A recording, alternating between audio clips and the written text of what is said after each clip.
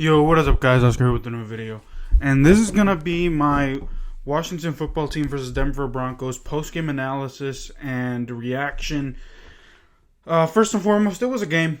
It was actually a pretty good game. It was, if you're a Washington fan, it was more of a heartbreaker than anything else, this is, one of the teams, and I say one of the teams that Washington could have beat on the road to get them to 3-5 before the bye week, but they just fall short. It's just very hard to see this see this team fall so hard. I've stated before, Washington is going to go 5-12, 6-11. Their quarterback issue is not resolved. We got bye week now. Coming up this week, so no Washington game next week. So some self-reflecting on all players, all the whole entire team, Ron Rivera, the coaching staff, just self-reflection time. The NFC East, Cowboys are gonna win it. I would not be surprised if Washington finishes dead last in the NFC East. So. Let's go ahead and, again, this was actually a winnable game. We'll run down the good, the bad, the ugly, because I'll probably exclude the ugly.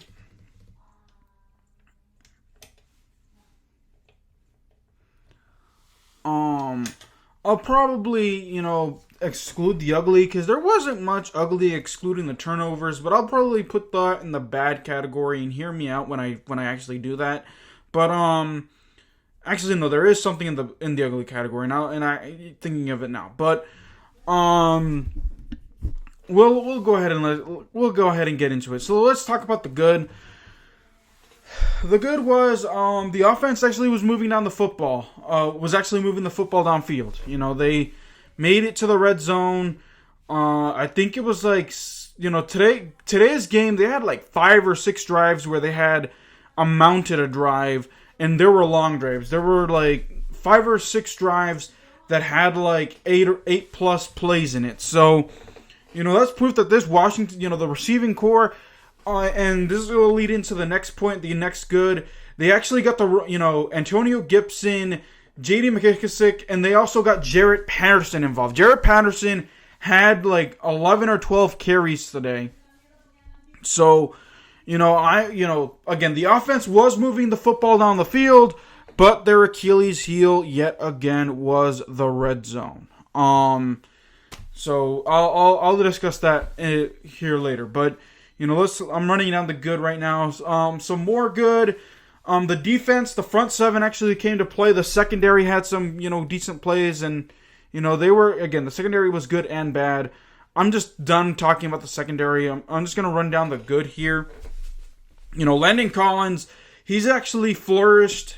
He flourished today in his linebacker role, if you like to call it. He actually had incredible, plays for loss. I think he had a sack, a few tackles for loss. Stopped 3rd and shorts to force 4th downs. So Landon Collins, finally stepping up in that linebacker role today. So I'm pretty happy with that. What other good things did I see on this team? I think that was pretty much it, to be honest. Taylor Heinnicke, I'll get to him in a second. He was good and bad. He made an incredible 20-yard over-the-shoulder throw to, who was it? Was it DeAndre Carter? I think it was DeAndre Carter. Yeah, DeAndre Carter for a 20-yard touchdown. So, again, he was good and bad. I'll talk about the bad here in a second. But he made it, he made good enough reads. He didn't make any boneheaded plays. My thing is, I guess I can, I'll save that for the bad and the ugly segment. I'm not even going to get into it now. So, again, there was a lot of good today. Just that it's, Washington stumbled when they really didn't need to stumble. So let's get into the bad. Let's get into the bad category. So some of the bad. The red zone opportunities. Again, again, the red zone opportunities killed Washington. They were on, I think it was like their first drive where it was like 4th and 1 on the Bronco, or 4th and inches on the Broncos 15-yard line or something like that. I don't know whose idea was it to have Taylor Heinnicke roll out and try to roll out and throw it, or roll out and he just came up short. Just quarterback sneak it, man. Scott Turner, I don't know if that was a Scott Turner play or if that was a Taylor Heinnicke play or not, but both ends just that got me. I'm like, what the heck? That was a what the heck WFT, not WFT, WTF, got the letters reversed, moment. So, red zone, again, haunted. Taylor Heinnicke had a reprieve. He threw 2 interceptions, but I really can't be mad at those interceptions. You're trying to make, something happen for your team. One happened at the end of the first half when he was taking a shot downfield and just got intercepted. So I'm not too mad at that. I'm not too mad, even though the horrendous play calling at the end of the fourth quarter that ended up giving Denver the game. Head scratcher there. Threw an interception. Good thing was that Washington's defense. What was I gonna say? Oh yeah. So, some boneheaded plays. The interception that almost sealed the game, was questionable. Also, what was questionable, Taylor Heinnicke, when you're under pressure and you have no timeouts, or if you have like 1 or 2 timeouts, throw it away. Throw it away. Don't take the sack, because time is at the essence. And then, of course, time is of the essence. And then you just live to fight another down. Make it, short than what needs to be. Because you had, I think it was like, 4th and 20 or 3rd. Yeah, 4th and 20. And you threw that interception. And then what happens on the next drive? When the defense turns Denver over, the defense actually played very well. They forced that fumble, that late fumble of Melvin Gordon, who was just chewing up Washington today. He had 1 rushing touchdown and 1 receiving touchdown. But, you take a sack, and it's 3rd and long or 4th and long again, and then you're forced to loft it up and it's incomplete. Live to fight another down. You gotta play smarter than that, Taylor Heinnicke. So there was good Taylor Heinnicke. He was able to drive Washington downfield. He just couldn't finish them. So, I would also put the play calling as well in the bad quarter category. I don't know what was for the play calls. That 4th and 1 was a what the heck. I don't care if it was Taylor Heinnicke or I don't care if it was Scott Turner. That's, still a head scratcher no matter what the way you look at it. So it is what it is there. The ugly special teams. Chris Blewitt. Oh my God. 2 blocked kicks. And you had a block kick last week against Green Bay. Man, this guy has got to get better at kicking. This guy, if he is going to be... Why did we get rid of Dustin Hopkins if that's the case? Why get rid of Dustin Hopkins at that point if Chris Blewitt is going to get kicks, block kicks? Because here's the thing. Either way, they give you poor field position. So he had one that could have given Washington the lead. It was like a 45-yard field goal. It gets blocked.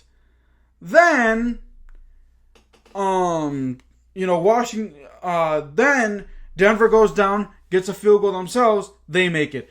Then Chris Blewitt gets another chance.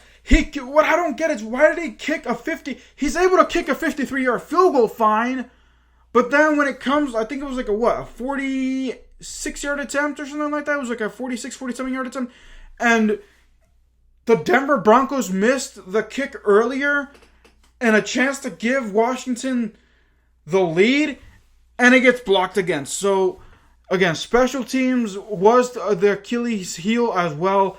Like I said, the red zone, I'll just put that in the bad category because, again, the play calling was bad. Taylor Heinnicke, did what he could, but just didn't need to give up sacks when he needed to. So, it's just, wow. That's what really shot Washington in the foot.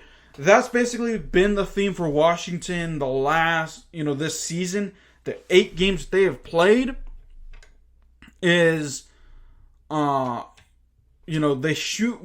shoot themselves in the foot. So, wow. Again, heartbreaker. This was definitely a winnable game. 17-10 was the final score, but Washington just left points out there, and, it is what it is. So, gotta move on, guys. The bye week is coming up. They take on, I think they take on TB12 off the bye week. Whew. Yeah, that was a winnable game, and that just sucks. So, alrighty, guys. I guess that'll do for this video before I go on and on. Let me know what you guys thought of Washington's game today. Like I said, it was just a very heartbreaker. It was a winnable game. The defense did a lot. It was a low-scoring game. I had Washington win or losing it 23-17. I actually was this close to, if Taylor Heinnicke would have gotten that touchdown, or if the offense would have gotten down and scored, it would have been there, but no. So that'll do it. Let me know what you all think. It's y'all's turn to write in the comments down below. Until then, guys, I'll think of what I could do in the upcoming bye week for Washington. Maybe do a video or two discussing, some moves that they could do. In the offseason, in the bye week, trade deadline's coming up. I don't know if they're gonna want to sell anyone. I don't know if they're gonna want to buy anyone. Who would want to come here at this point? But I'll think of something. But alrighty, guys, that'll do it for this video. Until then, keep it real. I'll see you guys next time. Peace.